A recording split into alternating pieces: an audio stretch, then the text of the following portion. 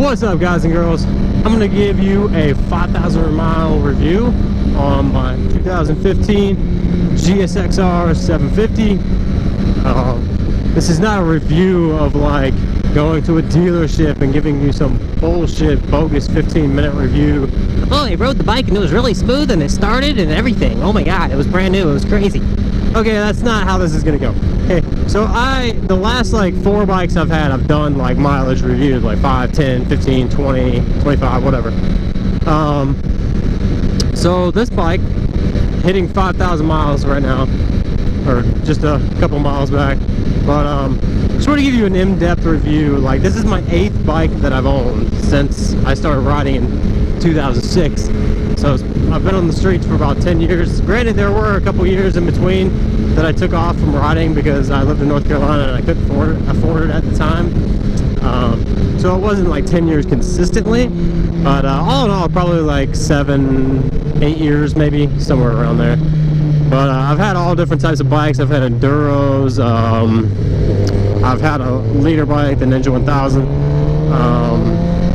I've had the Ninja 650. I've had a KLR 650, LTD 550, Honda CM 450E, Nighthawk 750, CBR 250. What else? I think that might be it. I might have missed one or two. But anyways, it's like my 8th bike, I believe. And this bike is like absolutely incredible. Like, you know, I had the leader bike before this bike. I had the Ninja 1000, and that bike pumped out some power. I mean, it's 1,043 cc's, and it had, I think, like 86 foot-pounds of torque, which is insane. And the horsepower was like 120 roughly, around there. But the bike weighed a lot, and that's what made me go down to the 750. And I'm not even, don't quote me on this, but I think this bike puts out like 50 foot-pounds of torque, and then the horsepower is like 130. So it's a little more horsepower puts out from the engine, and it revs way higher. I think the Ninja revved at like, redlined at like 11. This one redlines at like 15, 14.5. So yeah, this bike is absolutely incredible. It dropped about 110 pounds off the weight, and you can feel it, man. It's like you punch the throttle and this baby wants to go. Honestly, like, I've ridden other leader bikes like the ZX10 and the R1. Never rode a GSXR 1000. I'm trying to think. I don't think I've ever, I know I've ridden the CBR 600, but I don't think I ever rode the CBR 1000. But realistically, like on the street, I don't think you can tell much difference between the leader bikes and the 750. You know, because most of your riding is going to be well under, you know, 85 miles an hour for the most part. And that's where this bike shines. It's got a lot of low end power. It's light, nimble. It flicks around so easy, and the power's just there, man. It's just like, if you want it, it's there. The power is there. All right, enough with that. This is not a wheelie video, but it does wheelie amazingly. And great bike. I mean, it's been nothing but dependable, and I wouldn't expect that from any other, I wouldn't expect any less than that from any other brand, you know, especially when it's only got 5,000 miles. So I take care of my bikes myself.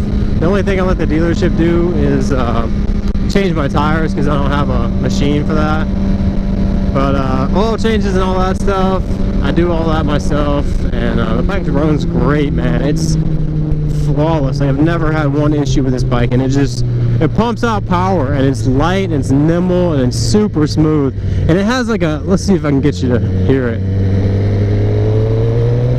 It has like a growl. Like, it doesn't sound like most inline fours. It's mostly, I think, when you're taking off in first, you can hear it. It's like a growl. You can hear it like right here. Just sounds great. It's just a great bike. I love this bike. Absolutely love this bike.